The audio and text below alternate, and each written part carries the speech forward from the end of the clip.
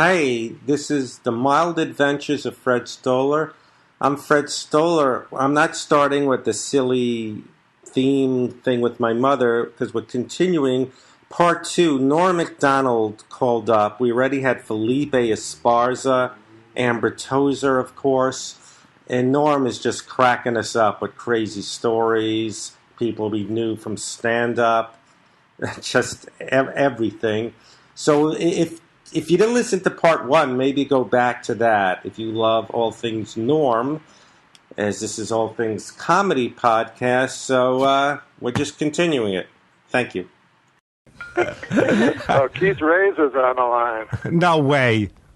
Yeah, I bet he's listening. What? How's he listening? This hasn't been released yet. Not much, man. I'm on Fred's podcast. Can you call in? Are you okay? No, I'm on his podcast. But can you right now? How does Keith know we're doing a podcast? Did you put it up? Can you call in? Wait a minute. How does Keith know you were on the podcast? I think it was just a lucky accident. Oh, so he calls you. So Norm, I want to come clean about something. Yeah. Hey. Hello? Yeah. Hi. This is Keith Reza. Keith, how did you know Norm was calling my podcast? Or you just call him a lot? Oh, I just called Norm to wish him a happy birthday because it's tomorrow, and he told me to call you guys. Wow. Happy birthday. Wow, so you call Norm, not just text him? This is... Wow, you're in good company. Thank you for coming to my book event, Keith. Oh, yeah, that was fun. My friend Megan really thought the book was hilarious. Thank you. Yeah. So I tweeted the thing you asked me to retweet. Oh, for the Autism Awareness Show with Tom Green on Wednesday, yeah. Oh, this is going to get a lot of people in, especially, So anything you want to say, Keith? Oh, no, I was just calling because Norm said call. See, this is what Norm does. Yeah, what? I call you on your birthday, too, Fred. How do you know when my birthday is? Oh, you could just Google it, right? Yeah. That's what women do, and then they dump me when they see my age. And so you now we talked about you have you said you have no empathy, huh? No empathy? I think I do, but they say people with Asperger's don't have empathy. And you have Asperger's. Yeah, I have Asperger's syndrome. If you prove you have empathy, can you get the label, the diagnosis rescinded? No, because Asperger's, there's like many different kinds of it of the spectrum. So just because, some people have lack of empathy doesn't mean that they don't have empathy. Huh? So. What you could have lack of empathy, but still have empathy. Yeah, like you could either have empathy for other people, or you could have lack of empathy, but that doesn't mean you don't have Asperger's or not. It's just a sign. But when I met you, you said your example was your friend said he could hurt his ankle and you wouldn't care. A friend could what? Didn't your friend said he once hurt his ankle and you didn't care? Maybe. I didn't really care if a friend gets hurt. If I'm really close with him, I care. But if it's just some dude, it's like whatever. It's always about ankles. Norm's trying to call in again. Amber, do you have to go? Because this. I have to go soon. Okay, but this is very special because I have to confess to Norm about something. I gotta take this. Yeah. Hey, man. What's up, Norm? I have something I want to come clean about. What's up with you? Norm. Asperger's. Asperger's. You should open with that. That's a good phrase. Asperger's after every joke. So I was walking down the street. Asperger's. My mom died Asperger's. Hey, I don't give a shit about other people. Asperger's. Now, Asperger. Keith, do you find Donald Trump is like a gift comedically? Are you saying that ironically? Like comedians always say that? You know what Norm always does? What's that? What is this? Is that Norm or Keith? That ain't me. Norm? Yeah.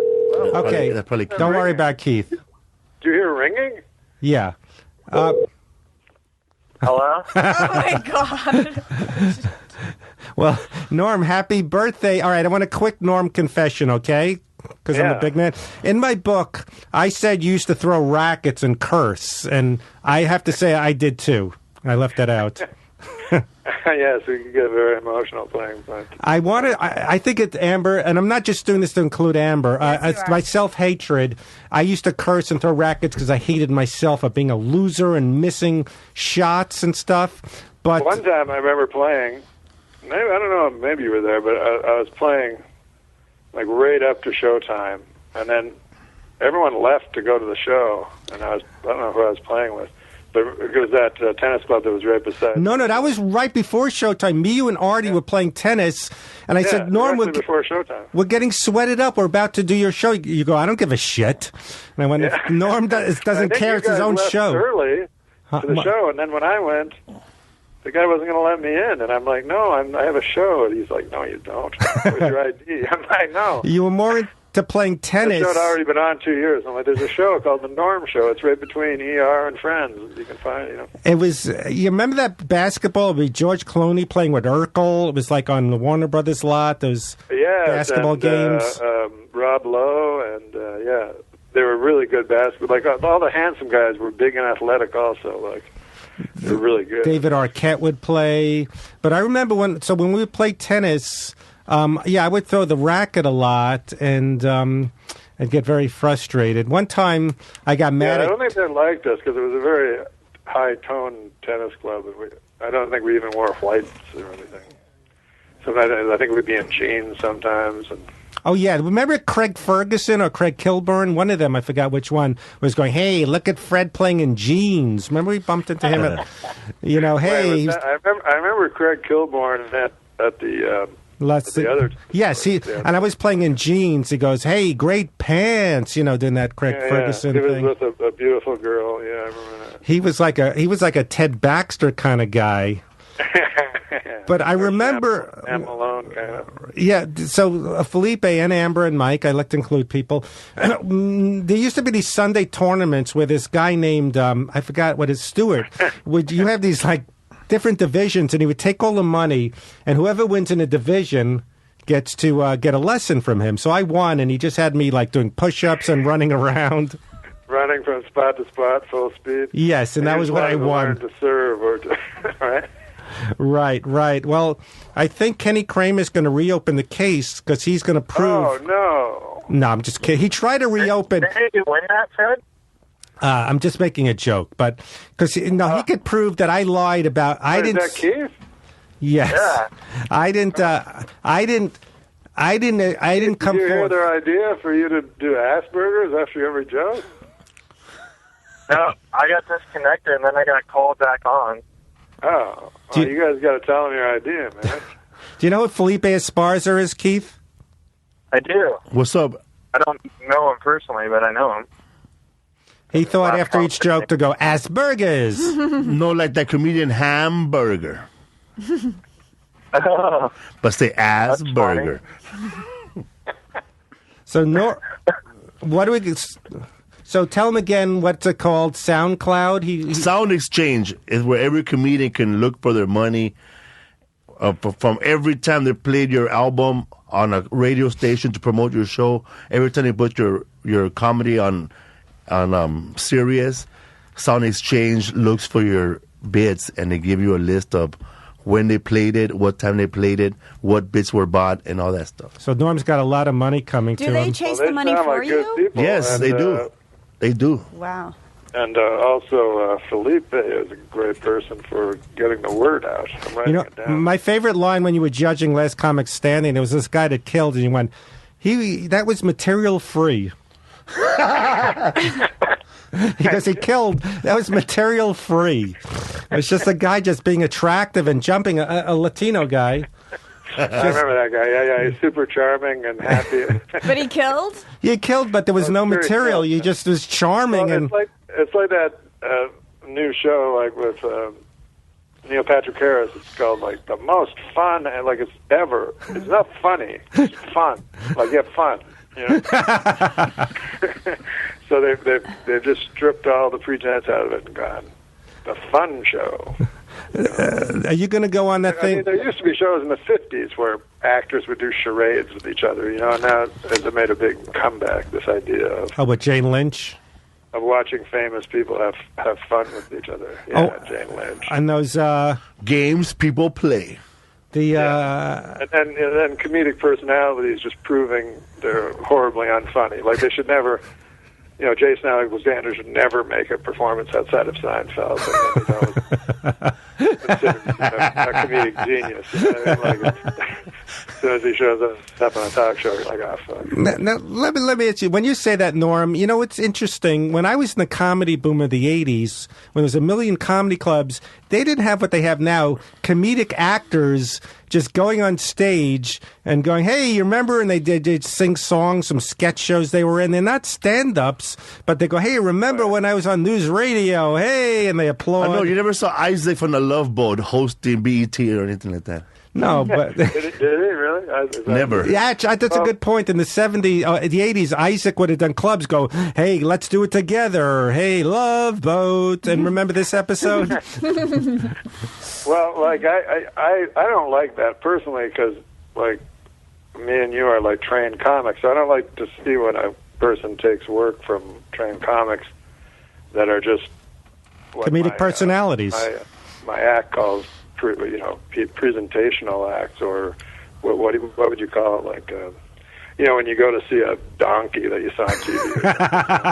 Like, a donkey. So they just go to see the person. They don't care what he does. They just want to take a picture with him after the show. I know, when people when they book these meme sensations that are so funny for 15 seconds, now they have to do 45 minutes. Wait, the guy said... In the first stand-up boom, I remember the only guy that everyone... David Allen Greer. Well, him too, yeah. But it was Mark Price. Yes, he. I remember when he... I think he actually was a stand. I'm not sure. But. Mark Price in a Nirvana video? No, he was Skippy on Family Ties. And I remember he had the MC say... He's only 25. So then when I went up, I had the MC say he's only 35. I was only 35 at the time.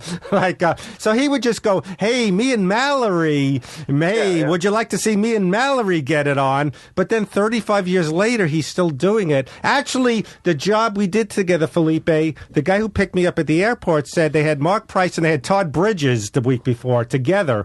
So Todd probably goes... Recently? True TV tour. Yeah, so Todd Bridges does stand-up, and he probably gets up there. Who'd think I was the only survivor guy of the,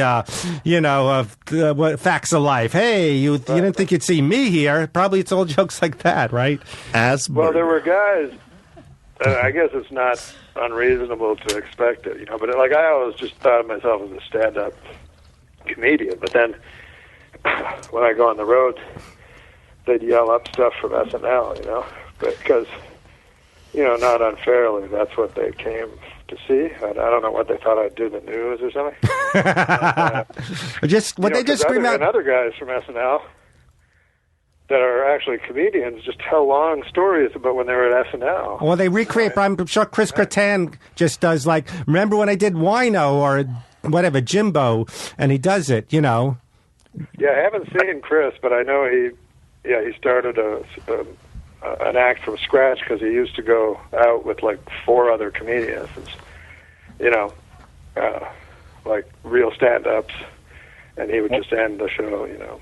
I never saw it though, but I mean, even great people. I imagine he'd be very funny on stage with his physical stuff. You know, there was a guy on Last Comic Standing who was physical, and I remember him. Outvoted, but I really liked the guy. I don't know if you guys know. I did see him. The big nose, he fell down. Like Peter Patowski. He did, like, super, like Kramer stuff. And the other 2 judges were like, nah, he's not a straight stand-up. I was like, God, I'm tired of straight stand-ups. I've just seen 80 of them in a row, you know? Like, why don't we push this guy through? Because it was so surprising. He wears a suit, you know? A full button suit. And then he does, like, insane Jim Carrey kind of physical comedy. But anyways, whoever he is, I liked him. I can't remember his name, unfortunately. No, I did see some of them, yeah. I'd give him a plug. You'd give him a plug. You gave David Spade, I saw a plug of his book on a tweet, right, Keith? His book's funny. I did an event. Hey, you read his book also? No, I saw your tweet. I did my event, and Keith Resner and his friend were the only one that came in Orange County. I did come. You sent me a tweet that was in fury. It sounded like it was in fury. Oh, it's just so depressing. You go there, and it's going, oh, my God, whatever. But it's as I say, it's all, hey, Norm, thanks for talking about football. What's that from? What? Thanks a lot for talking about football. Oh, my God, that was the funniest. How do you remember that? I just remember things he laughs at. That was, I think it may have been Rich Eisen. It was, no, I can't remember the guy's name. It was the other guy on SportsCenter. Yeah, he had the first interview with O.J. Simpson, and he just asked about the murder for 30 minutes. And then O.J. at the end, sarcastically said, yeah, thanks a lot. Thanks for talking about football. Have to talk about murder. Conversation with people, what a great running back you are. Norm, how come you're not tweeting football this year? I don't know. You know, people get angry at me, so I stop for a while usually. I think my tweeting is sort of OCD. I started doing it in real time with sporting events, and then I couldn't stop. I don't know. Do you guys have OCD stuff? Yeah, Felipe, is this fun talking to Norm? Are you mad? Yeah. Yes, I have OCD. I have stuff with looking at envelopes and having I've reopened envelopes thinking I didn't sign it or I have to do it 3 times. I've done things like that. Yes. Oh yeah. When I'm on the road, it takes me so long to leave the room because I'm always when I'm going to the airport, you know, and sometimes I try to get the other comic to double check it. I'm just so fearful that I've left something behind, even though I have so little to leave behind. I'll let you leave behind. Are you guys always on the road, Felipe and Tanya? Is that her name? Sheila Amber just left. I was just on the road. Amber left? Yes. Yeah, she had an Amber Alert. Amber. This is a special Felipe, thing. are you always on the road? Yes, I was just at the Denver Comedy Works in Denver last week. Oh, yeah, that's a great club. Don't you love it there? Yes. Were you at the downtown one, or were you the at downtown one with the new comedy condo? Oh, and did they you put get you a in chance to condos? eat at, they have a Montana Ted's there. Yes, they have the brand new comedy condo. It's like a loft. It's like 2,800 square feet. I remember for the downtown one? Yes. Oh, so they have condos for both now. Yeah. I remember when I stayed in the comedy condo back when they were answer machines. You stayed. These aren't like the old condos. Oh, I see. So.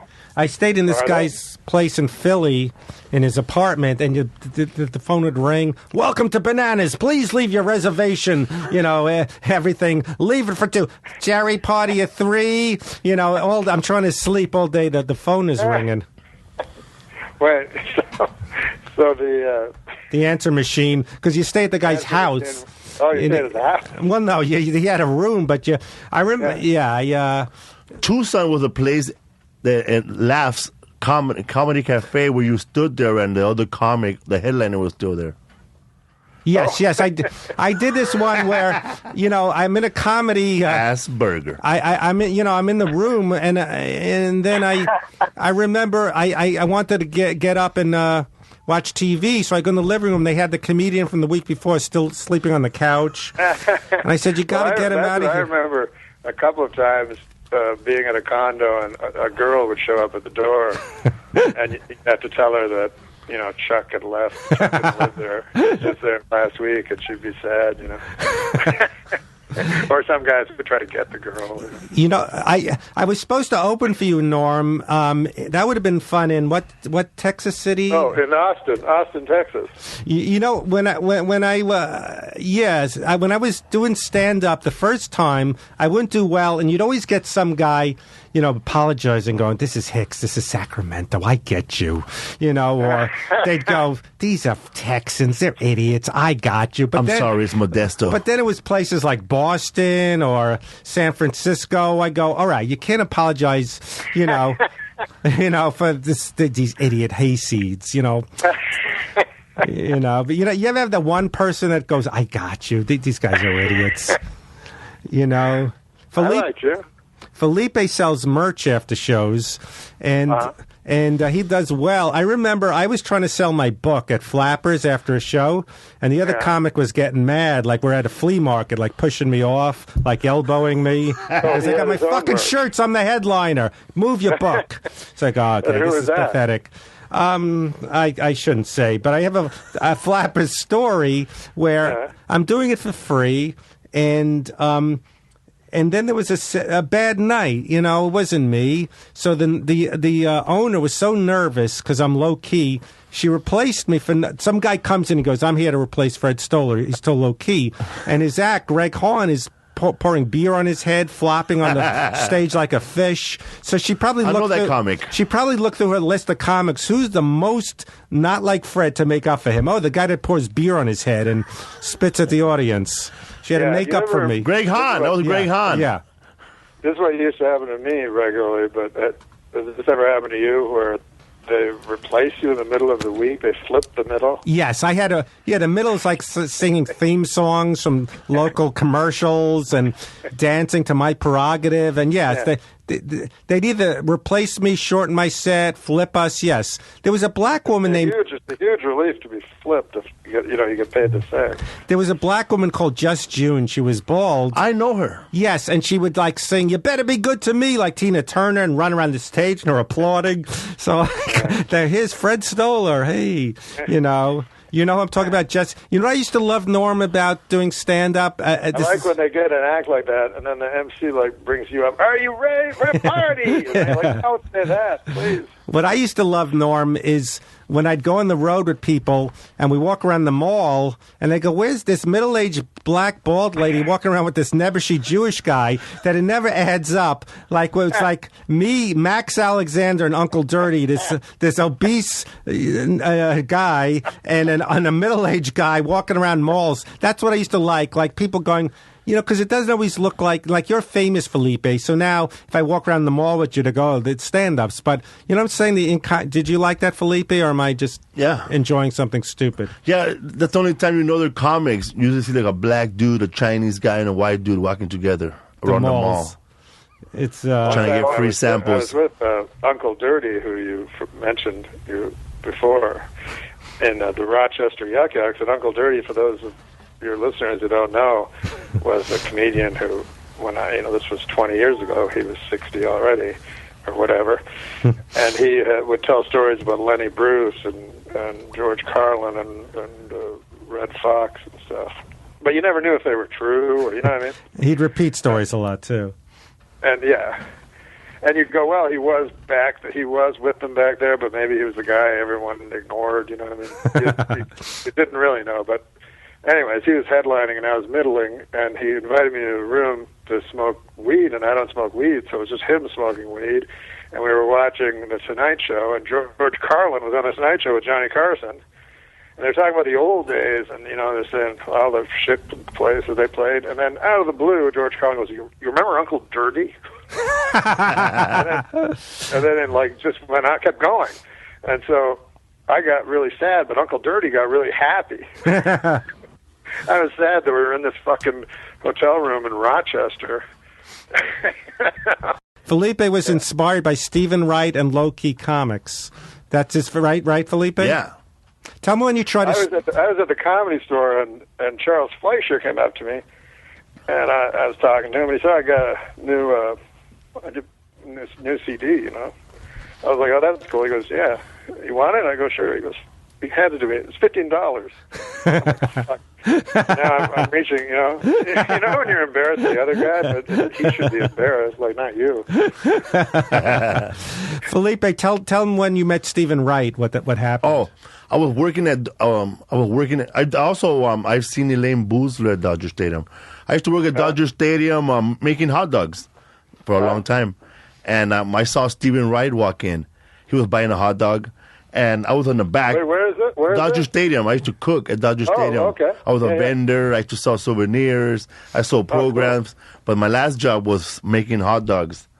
And I saw Stephen Wright walk in, and nobody I was working with knew who the fuck he was. And I was excited. Dude, you know who that is? That's Stephen Wright. And then this black guy goes, man, fuck that nappy head motherfucker, man. Keep working. And then, so I said, nobody knows who this guy is? This guy's an Oscar, man. And then I went out. And then I went out. And I went out there. I said, Stephen Wright, you're my fucking favorite comedian, man. I saw you on a Young Comedian show with fucking Rodney Dangerfield. I started doing his bits, and then I stuck my hand out to shake his hand, and he put his hand inside of his hoodie, and he shook my hand with cloth. Yeah, he'll do it with his elbow. That's exactly how I met him. I was walking through a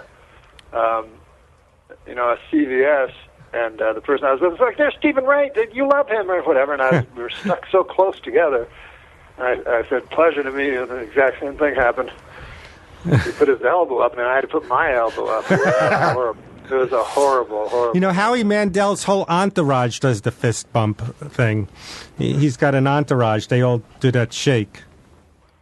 What do you mean? He killed him. You know, Howie Mandel won't shake your hand, so he smacks your fist together. Yeah. And all his assistants, his assistants do that too when you shake their hand. Like, and what about entourage though? Meaning Howie's entourage. Oh, I thought you meant Howie's team. Howie's team. Oh, they all do it too. Yeah. I didn't know Howie had an entourage. No, he's got a guy that's been his assistant for 20 years. Good guy. I forgot his name. Well, he had a great comedian open for him that I really liked. Lou Dinos? Did you know Lou Dinos? Yeah, from your days. He kills me. Yes. Well, they play practice. I see him once in a while. Still doing comedy, and to me, he's hilarious. I don't know. Yeah. Well, there's just these guys that you go, that guy would fit perfectly, like in a show, or something. Well, you said that about that guy in your show. You'd be on a sitcom, but it's not like the old days where guys like Lou Grant would be on a sitcom now, funny character actor looking Norman Fells. I'm in the wrong generation. Now you got to have spiky hair and be good looking and go, dude. You know what I mean? What you think of character actors, don't fit into why sitcoms. Is there only David Spade gets to be in sitcoms? But he's a good looking weird guy. Well, that's true. He's good looking, yeah. Cool, yeah. No, people go, you got a great sitcom persona. You should be in one. I go, well, I'm older. And, it's not that era of when they had shows like Bob Newhart with Mr. Carlin. Yeah. If Mr. Carlin was doing it. You know Alan Melvin? Yes, he was the voice of Barney or something. He was in. Oh, that makes sense. Yes, Barney. He was also Top Barney Hat. Hefner. And he was in All in the Family. All in the Family, all that. And he was a friend of Dick Van Dyke when they showed him in the Army days, And I think he was in Bilko too. Yeah, they wouldn't have guys like Bilko on his show now, like not good-looking middle-aged guys, but they were probably only 30, and we thought they were old. Horrible. I mean, Bilko was the perfect show to showcase Phil Silvers. It was like perfect. They don't have character actors. Did they say did you think you were going to get a sitcom after Last Comic Standing, Felipe? No. Why? I just didn't. I knew they were going to hold me back from working because I had a holding deal for NBC for a year. Yeah. And then I read for a pilot on Fox, and I was a runner-up. But when they found out my holding deal, they went for the other guy instead. Oh, God. When they found out you had a holding? Oh, because it was a different network. Yeah, a different network.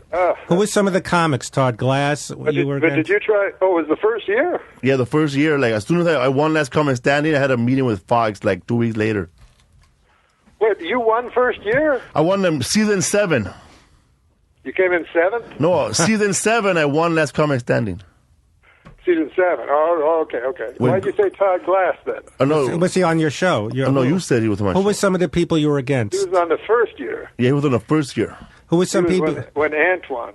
Antoine. Who was some people you went against, Felipe? Roy Woods Jr., Mike Kaplan, Tommy Johnigan, and Mike DiStefano. Oh, he died. Yeah, but Mike DiStefano, I won.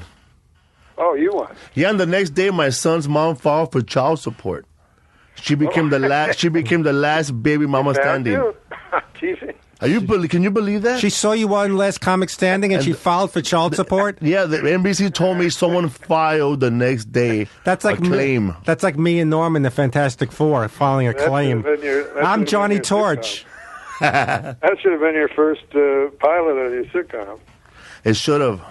But they don't do. Did you aggressively try to create a sitcom for yourself? Yes, I've had meetings with meetings with ABC like 2 weeks ago. We talked. No, I meant when you won. Like, did you because they give you the holding deal, right? Yes, I had one. Try to aggressively write something. Yes, I had one meeting with NBC, and that was it. I met the casting director and the lead person there, and that was it.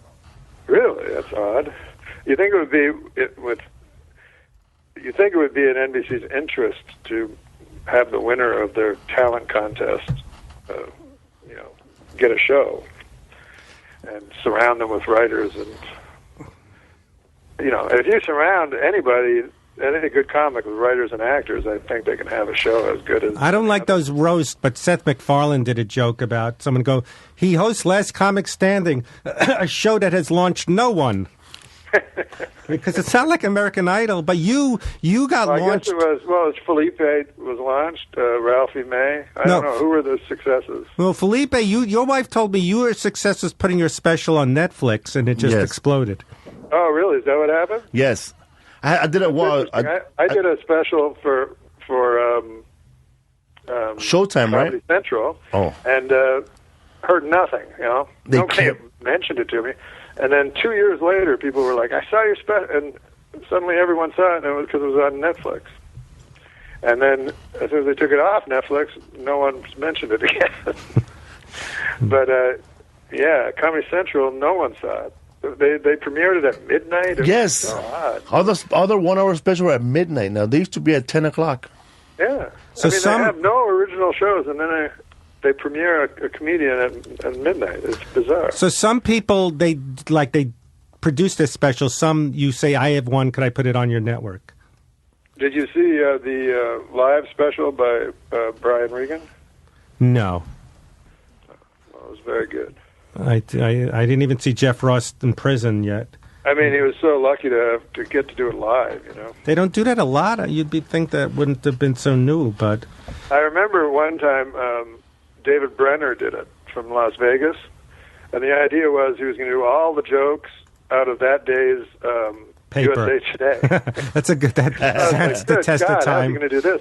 And then it was all bullshit, It's just, he'd sort of do a little joke, and then it would lead to a big long bit that had nothing to do with it. And then at the end of the special, he spent 15 minutes proposing to his girl. Oh my God! But that was a live special. I mean, HBO. Growing up, you were on the Young Comedian special, and I never got to be on that. And I always wanted us to be on a special. That was the big thing, But every time I asked, by the time I got to that level, people, they'd go, well, we got, Rich Jennings still has a contract to do 6 more, and, they'd sign these guys to 10 special contracts, wow. Dennis Miller, Rich Jennings, and so they go, we got no room, But I think it was a lie. And then I thought no comic could ever get big again, after Kinnison. There was a big long stretch where no comic got real big. Until Bill Burr. No, I'd say until Chris Rock. Right. Dane Cook. I'm talking about the last few years. Bill Burr is the last one. Yeah. Really well, exploded. now it's kind of now it's a lot, a little bit of a lot, right? Because it's Louis, Bill Burr, Amy Schumer, and Dane Cook. I mean, and they come. I mean, Bill Burr will last, and Louis will last. But I mean, you heard Dane Cook was banned from the Laugh Factory. He called the manager the C word and did some screaming, I own this club. It's such a cliche line, like from a bad movie. I own this club. I could take it down. Because I could see weird more. That Jamie didn't hold on to him as a manager. It seems that's what club owners do. I think he's always been with Barry Katz, from what I know. But I didn't know that. Yeah. But Jamie would give him spots every single night. Oh yeah. Factory. Laugh Factory in Dublin. So he'd go down the street to Dublin. Dublin on Tuesday nights. Yeah. God. But it was perfect for him because he could jump on tables. And, those gigs where you're dead except for those kind of guys. You know what I mean? Like, my God. You're it's just standing in the middle of a room with a mic that doesn't work. But if you're Dame Cook, it works to your advantage. But Chris D'Elia, isn't he charming? He does Dublins too, right? You go from one to the other. He's like, Chris D'Elia said, "I will not apologize," because he made a joke about some athlete that had died 2 hours before or something. Norm loves brave comedians, Felipe. Ones that in caps on his Twitter. I will not apologize. Well, you know, my new job is not apologize to the what athlete family of the deceased. Just some example. My new job is Norm. I'm making extra money. I sell tape. Imagine the person finds out about the story about their father's death from a joke on Twitter. I want to. My new job is selling masking tape to comedians when they put over their mouths for when they show they're so far gone. So comedians come to me because could you believe? Like I love how Wanda Sykes' her book's called "I Said That." Like you mean for the posters? Yeah, because they need it for their posters. They have tape over their mouth because how can you fucking contain them? You better tape their mouths. To me, the most ballsy thing is when a comedian gives the finger. Ever see those pictures? They don't give a fuck. Oh, they point. They're giving the finger. How could they? Like Kid Rock. It's like I love Wanda Sykes' book called "I Said That." Like I always wanted to be at a bookstore skimming through. She didn't say that. No, she did not say that. Oh my God! Wait a minute. Who could someone please sit her down? And when they're so in love with how brazen they think they are. Like I'll fucking say anything. Hamburger. Well, one time I was at the Improv and I did the Melrose Improv. And I did a joke.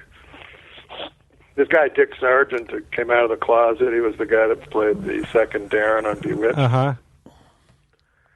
So, anyways, he lived in Hollywood. The guy was 80 and he came out of the closet. So I said, the joke was, I hope it doesn't hurt his career. And so Richard Belzer was there. So Richard Belzer comes up. He goes, "That was the hippest joke ever." Goes, "I can't believe you made a joke about Herb Sargent." I'm like, Herb Sargent. You know who Herb Sargent is? Right? He's some writer, yeah. He's a writer at SNL, an old man. So I'm like, why would I do a joke about Herb Sargent? He goes, "That was the hippest joke I ever heard." And then he was like sad that it was Dick Sargent. Some guy that no one in the fucking room would possibly know. Felipe, did you see all the Evening at the Improvs when they used to have it on every night on A&E? So you're supposed to, when you do your set, you're supposed to hug Bud, and he gives you a game, of the improv game, but he only had one, and you'd have to give it back. So it was an Evening at the Improv board game. And he makes it like you're getting a game. So then speaking of, the late Drake Sather said... There's a board game for the Improv? Yes. You landed here. You got bumped. I mean, that board game must say you just hit Charles Fleischer, moved back 3 or something, right? I don't know what it was. You just got bumped by Dane Cook. Go start your career. But I remember... Who is the guys that, when I started the Laugh Factory, I was stunned because I was like, these will be... I thought, Felipe, that when I got to L.A., it would be the greatest comics in the world. That I'd never get on stage because it would be Robin Williams and Gary Shandling. I didn't know. And instead, it turns out like it's just like a club in Ohio. Like they have their favorite comics that they put on all the time, And at the time at the Improv, it was at the Laugh Factory, it was Scott LaRose and this black kid. I can't remember his name. James Stevenson. I got it. No. I know that guy, James Stevenson. I got a Scott LaRose story. There used to be a Blockbuster right by the Laugh Factory, and each parking spot said Kevin Costner, Mel Gibson, Julia Roberts, and one said Scott LaRose, like stars, reserved parking. Yeah. There's all these, Al Pacino and Scott LaRose, and the manager said, yeah, he made a big stink. Like, why don't you put him on? So he fought to have his, like a parking spot at Blockbuster along with the other people. And who was the other guy that was, he wrote a book and he wrote for Dennis Miller. Mike Dugan. Yes, Mike Dugan. This is a guy that he used to goes, I want to be a comedian because I want to be like a philosopher. That's why I love it. You're like a philosopher. And so one time he goes to me, hey, Fred, you know, I'm big in England. I go to England now. I go, okay, that's good. Excuse me. Then I bump into him in the street. I go, hey, Mike, I hear you're really big in England. He goes, really? Is that people been saying that? I go, I'm just kidding. He goes, no. Are they talking about me at the Improv? Are they saying that? And I go, no, I'm just saying what you said. Come on, no, aren't there someone saying that? That he's, you know, these people that go to England, Felipe, and they become superstars like Rich Hall. You know what I mean? They like they're like England, royalty. The comics suck so much, and then I think the American comics come. I mean, they love all the comics that hate America. So if you go there going like "fuck Bush," you know, and it's stupid fucking America trying to invade Iraq. You know what I mean? That's a good joke. Yeah, they love that. That's a good joke. There's a guy, I'm not making fun of he's Christian, but there's a guy called Brad Stein, right? And you got to see clips because he's like Dennis Leary, but there's no jokes. Yeah, I'm a fucking Christian and conservative. I'm fucking saying that, and they applaud, but there's no jokes. He's like pacing, and what's his name? Brad Stein. Look him up on YouTube because he. Christian Monahan or. Christian Monahan, no. That might not be his name. Brad Stein, I'll tell you what happened. When I was in, I did one of those, what's it called, NACA, where you do your act, and I bombed in Nebraska. That's where I did These are the gigs you do to get other gigs? The college gigs. So the next day I'm sitting in a booth like Lucy, you know, and the psychiatrist and Charlie Brown, and no one is coming up to me. I bombed the night before, and now all day I'm sitting there not getting one job. And Brad Stein had a post. He's high energy. He's animated. He's crazy. That's something I would make up fooling around. But so, yeah, I got to send you links of this guy. But wait, why doesn't he... you know, because I've always thought this sort of cynically that if you just said you were a Christian, you could play, you know, giant. You could open for Joel Osteen and stuff, you know. There's a big Christian comedy circuit, right, Felipe? Oh, is that right? Oh, yes, yeah. there is. Oh, they do really well. But this guy, again, a lot of it wouldn't be that hard to be the best one. But this guy doesn't have material. Like I said, he just like Dennis Leary screaming, "Hey, you fucking! That's right. I'm a conservative and a Christian. I say that," and they applaud. No, that's his joke.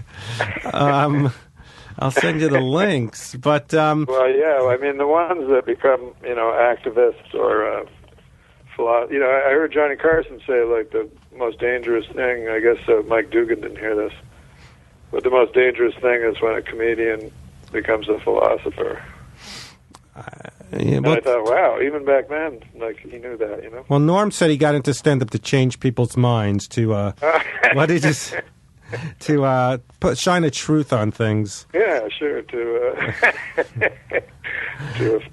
go after the powerful. People think, you know, we could change things. They did a documentary about Scientology. This is going to shut down Scientology. No, it's not. No, people are going to, wait a minute, this is an HBO documentary. I'm leaving. You know, these things don't change things like people think it does. I don't know.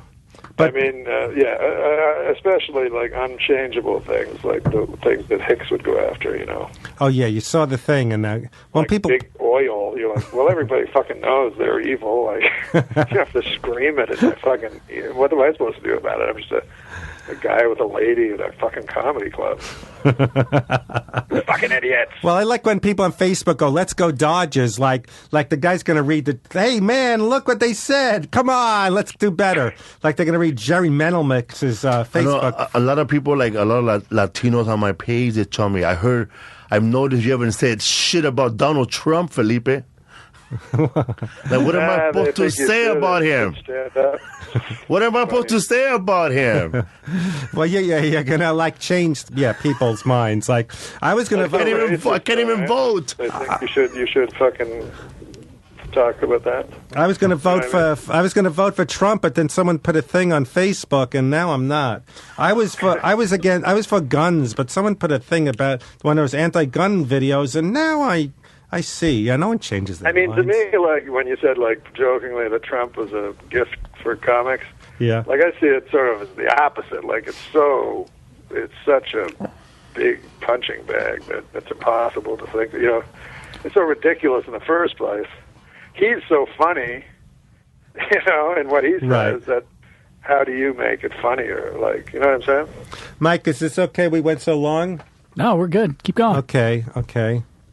Well, anything you want to plug? You know what I mean by that? Like, it would be very hard to craft a joke about Donald Trump without it's like looking when like an idiot that doesn't understand that Trump already is like a. What's when they did a roast for Charlie Sheen or or Flavor Flav? They're already whatever. Yes, it's exactly. like wow, like we're going after these guys. Yeah, how do you roast Flavor Flav? You know what I noticed about your roast, Norm?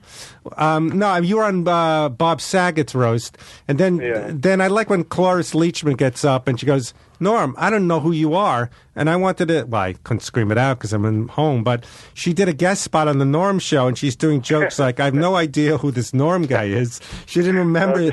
That's right, she was on the Norm show, but she was sort of like when she was on that show, sort of crazy. And then when she did the work, like all of a sudden, like perfect, And before the roast, I talked to her, and she didn't remember me, but she was sort of crazy again. Like she's just like wildly manic, like before a performance, and then she does it like perfectly, I played. She said she was going to do. She wanted to do the producers, not the producers, but Young Frankenstein, because what's his name?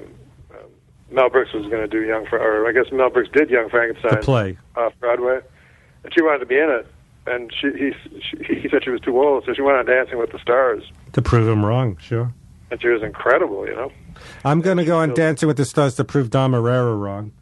That I could be on his podcast. That would be hilarious. just with the oh my. I mean, you should either do that show or they don't want me on that. Or a Celebrity Apprentice. I wanted Gilbert to be on it longer, but I realized that the big because I really like that show, Celebrity Apprentice. Why? Because I liked Lou Ferrigno. Because he said, first of all, he has a crazy voice because he's deaf, and he hated Lisa Lampanelli. So he would get in the boardroom and go, "I'll tell you this right now, Mr. Trump, if she was a man, I would throw her through the door right now and punch her in the face." So then he gets, and then every episode, like his only idea is like, what if I went on the street and did some flexing, because that's all he knows. What can he do? He's trying to do his best. I like how well behaved Penn Jillette was. Yes, Mr. Trump, and he's been so nice. Then he writes books about what an asshole he is. Lou Ferrigno, they said, he said, "Lou, you're a great guy, but I got to tell you, you're fired." He goes, "Take it back, Mr. Trump." But all it is with the celebrity is who they know that could donate the most money. Well, that's the problem. It's so stupid. That's the big hole in the show is that I couldn't get any fucking money. I couldn't think of one person. If Sam Simon was alive, you would have called him. Yeah, he would have done it just to be on. Yes. But yes, that's the it's just I like when Gilbert was on it because. But then obviously, like Joan Rivers could knows a million millionaires. Yeah, that's why you'd be good for being the apprentice. No, Annie Duke, a poker player. So she knows which poker players. Yeah, I mean, I love shows where like celebrities are on. Yeah, like celebrities. But who would Gilbert phone? I mean, maybe Larry David. Nah, Howard Stern. I don't know. So what? All right, maybe Howard Stern. Yeah, maybe. So what's this thing? Why is Artie and not and Gilbert not on Howard Stern? Now he's more PC. Did you hear something? Then Howie's already said something, and like I don't have satellite, but I heard something about that. Yeah, I heard something that all of a sudden that Stern is more PC. But Stern never had Artie on after right. Or Gilbert, I thought either, and then Artie made a statement on his show. He had Stuttering John on his show. This is something you would have got a kick out of because Ron Zimmerman said Stuttering John was on. Stuttering John had a podcast. And I didn't want to do it, and so Darren Carter does it, and his thing is, hey, you like anal, like it's like you ever do anal sex, anal, yeah, like Stuttering John, yeah. I love shows with I'm a Celebrity, Get Me Out of Here, or it's always someone like some rapper's mother on it on Celebrity Rehab, or You know. Well, wait, so what statement did Artie make? I don't... When I guess when Stuttery John was on, and they made some statement. Yeah, I heard Howard's more PC or something, but then Artie felt so bad, and but something. Then Howard was the big man saying. Well, I mean, I think Howard. When I listen to him now, it seems like he's a completely different show, and. That's what I hear. I don't have satellite. He's better. It's just he's become like the best interviewer of all time, and so he does these long form interviews with like Bill Murray and giant stars, and they're like riveting. So he doesn't do the kind of Gilbert kind of stuff anymore. And he likes everybody. You know what I mean? Like he doesn't trash anybody either.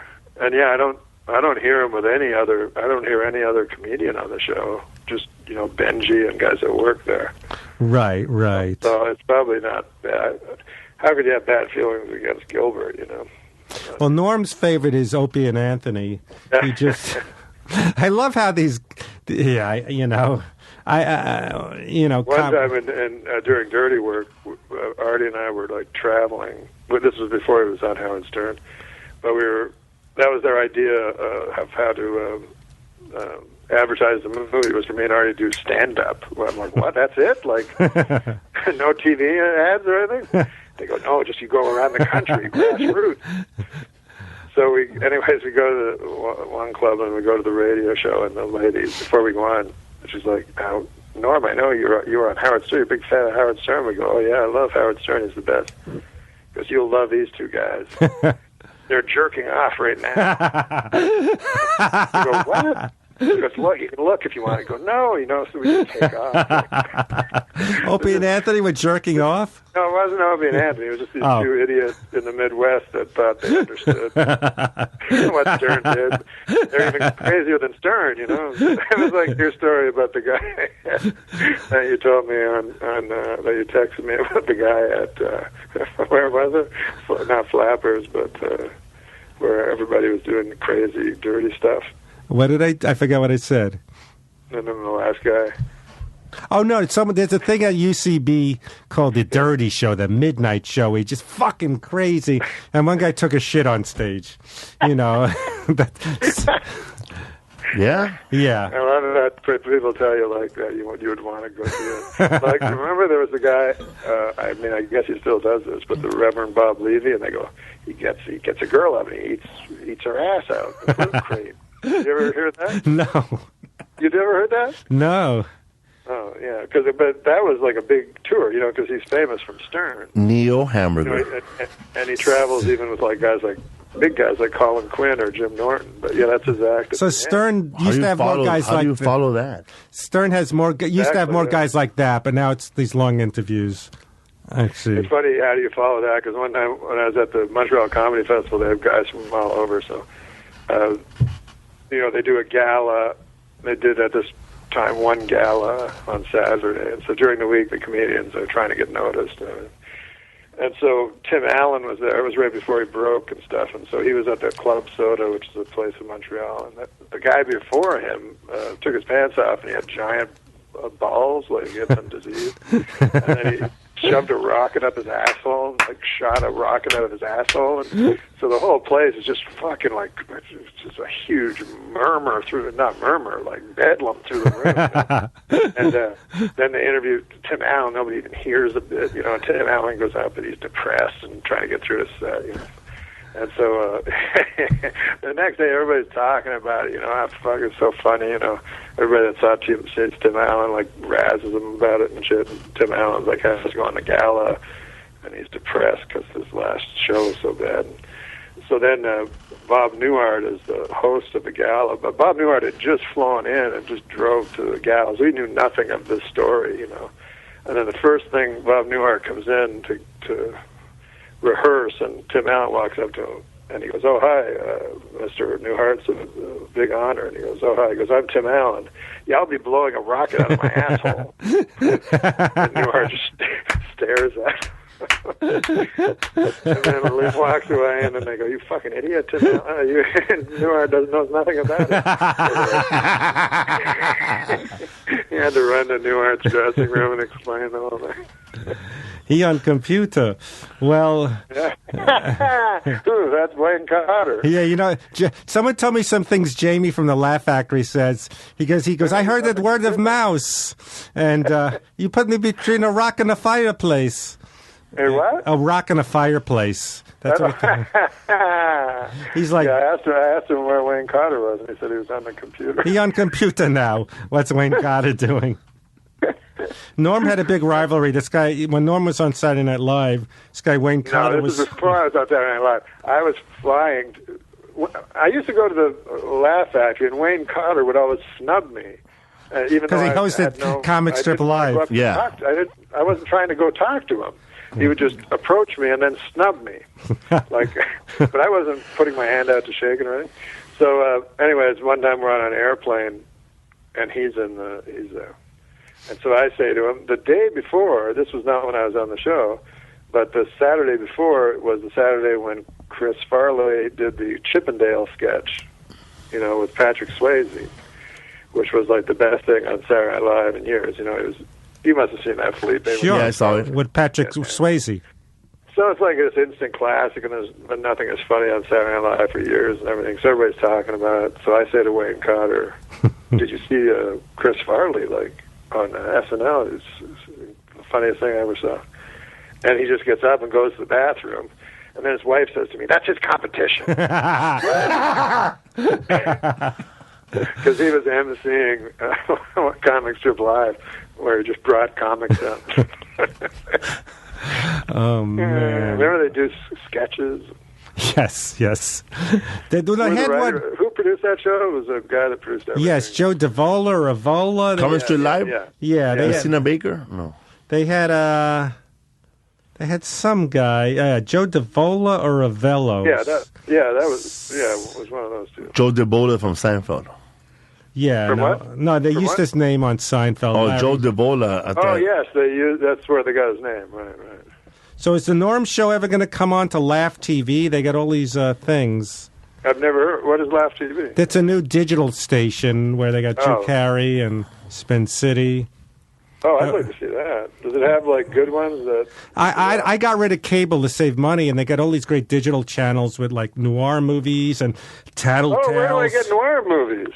I always thought there should be a channel for those. They have it on digital. My favorite movies. They're not anywhere. Oh, I love noir. Yeah, I love this Elijah Cook Jr. They don't have people you know who Elijah Cook Jr. is?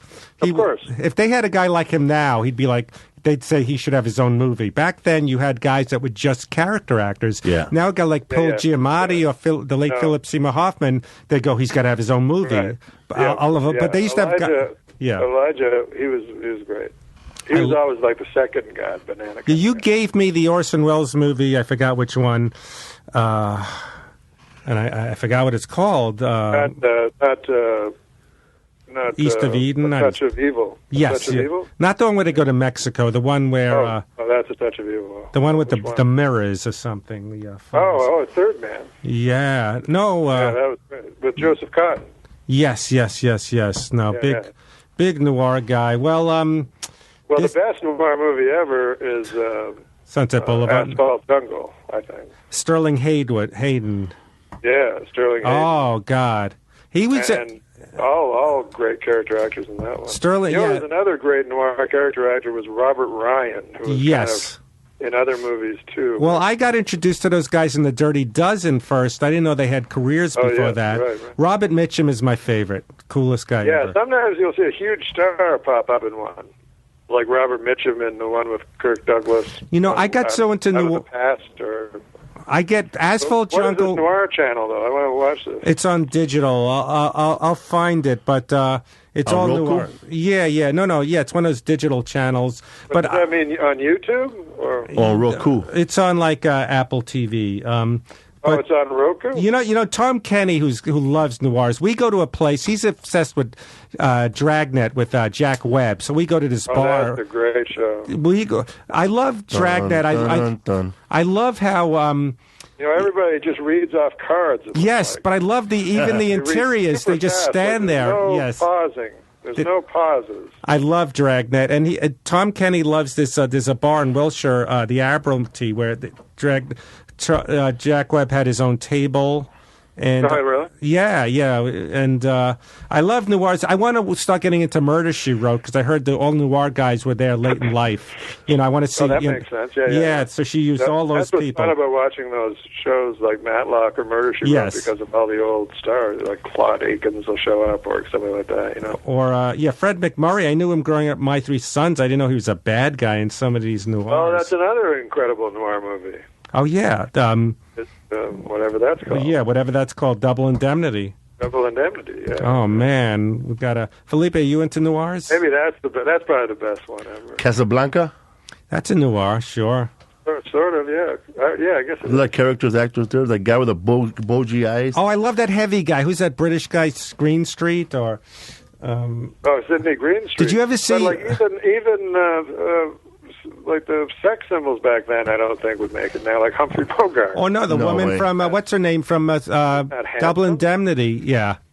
Isn't Humphrey Bogart wouldn't now? He'd just be playing an ugly guy. He'd be like Gregory Sierra from Barney Miller. He'd be Steve Buscemi.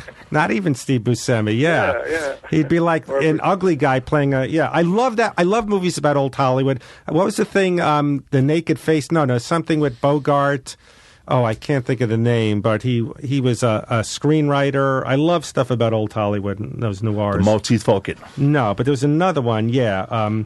Treasure of Sierra Madre. The Harder They Fall. No, I can't think of it. But I love all that stuff. Well, this was entertaining. Amber didn't get it, but... Amber took off. Amber took off. I think she's mad. I hope she's not.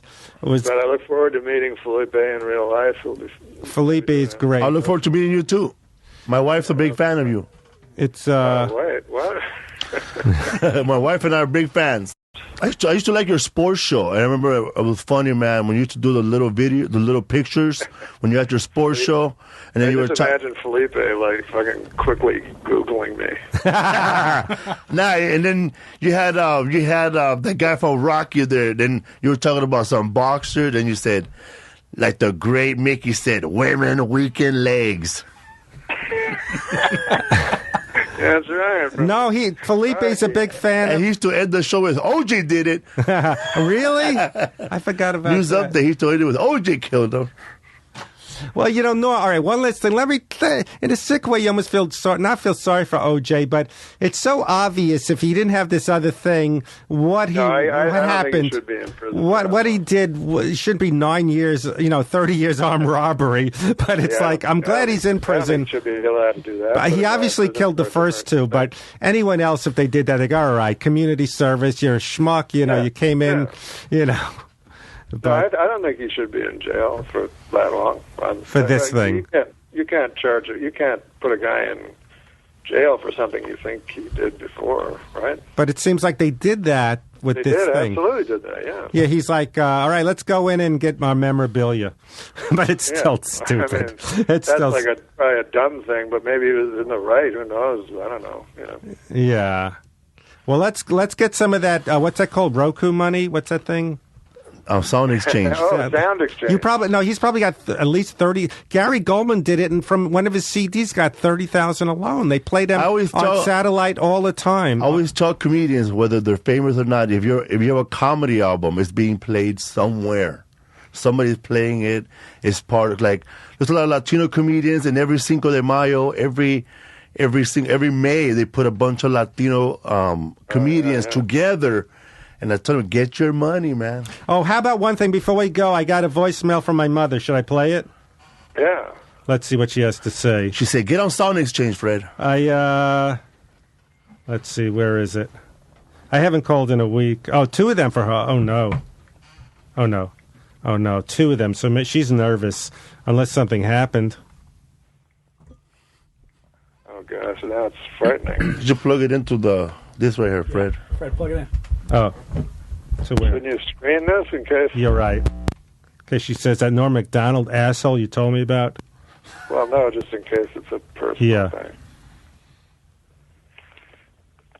I'll stop it if it's personal. Hi, Freddie. How's everything? Give me a call when you can. Bye. Right. Wow. That's oh no! hysterical. Let's see what happens. The other one is, I just called earlier, Freddie. Eccentric.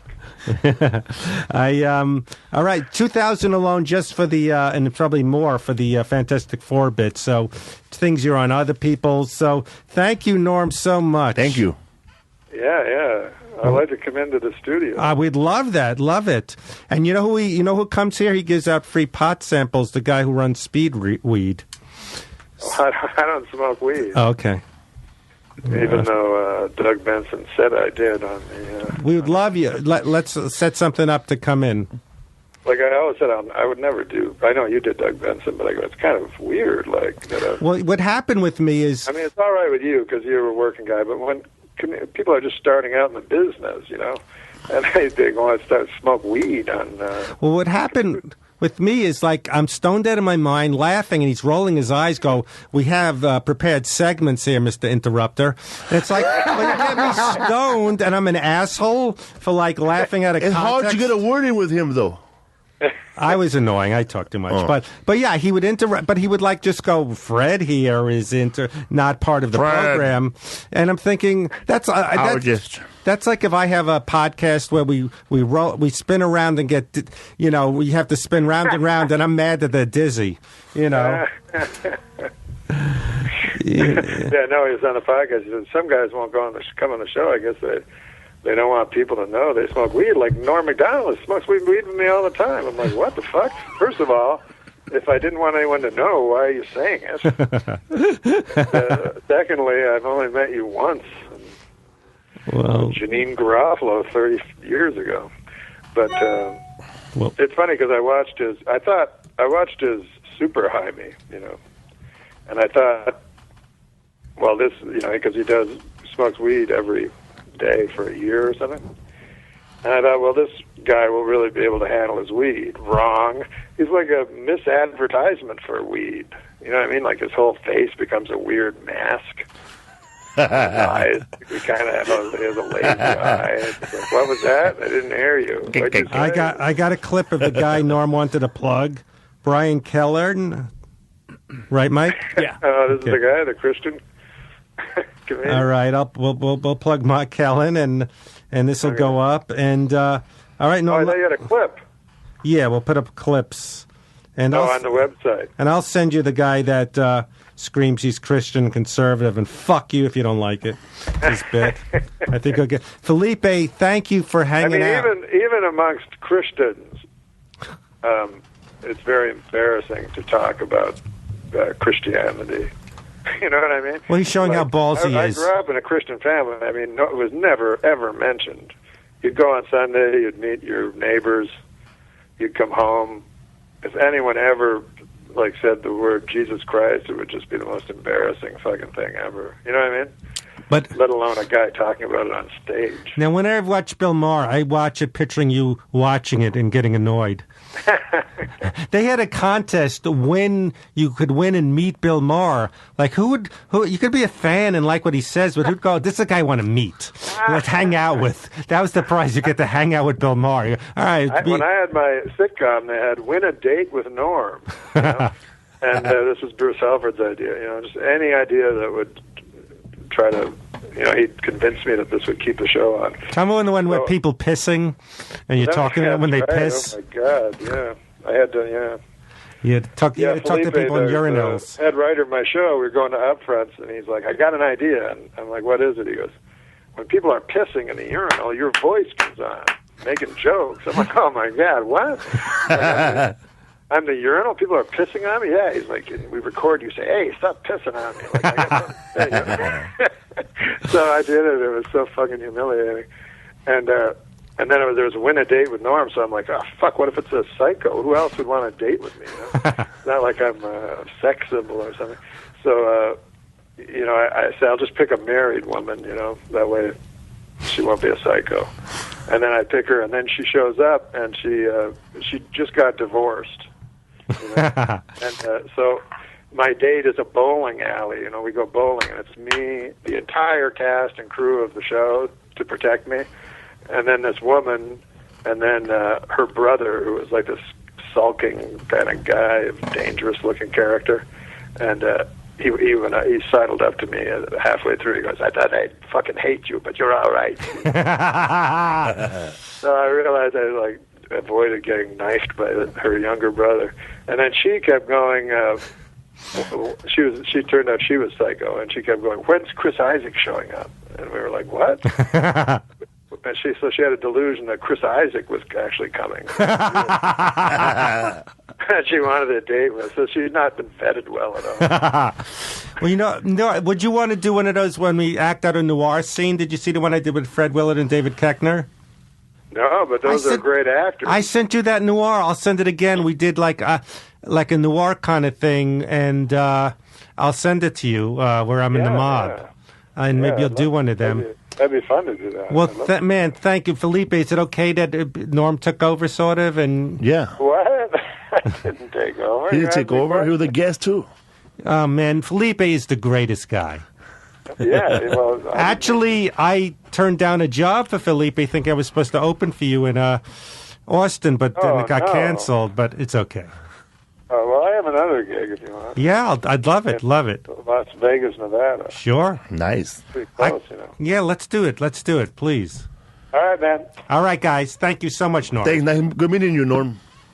Well, that was the longest one we did. Do we have to edit this? We have also the other comedian, Asperger, on. Did he leave? That was the crazy longest one, but that's great Norm stuff, huh, Mike? Yeah. That was man. amazing, right? Asperger. I always knew his favorite comedian was that guy Hamburger from Def Jam. Yeah. Hamburger. Well, Felipe, thanks for being a good sport. Thanks for having me. Can I mention my gigs? Are they going to air this Friday or next Friday? Next Friday. What's up, fool? If you're listening to me right now, Felipe Esparza. I also have a web podcast. It's called What's Up, Fool? And a web series that Fred's been on also. So, hey, Felipe, thank you for this. Thank you for everything. I got the podcast because of you. You're a great guy. I'm going to run to the bathroom. Me too. So we'll catch up. And if any of you are still listening, please subscribe. Please rate it. Please, what else do I have to do? Rate and review on iTunes. Rate and review. You know, tell everyone that this is the one with Norm and Felipe and Amber. And thank you so much. Yeah, man. All Things Comedy by the Birch. Thank you, Mike. That was crazy, huh? That was crazy. Let's run to the bathroom. Let's go. What's up, food? This is Felipe Esparza from the What's Up, Food podcast. Check out my new web series I created for All Things Comedy. It's called The Shop. Starts Monday, October 5th. It's about two guys who work at a marijuana dispensary. New episodes come out every Monday at noon Pacific time. Watch at youtube.com/ATC.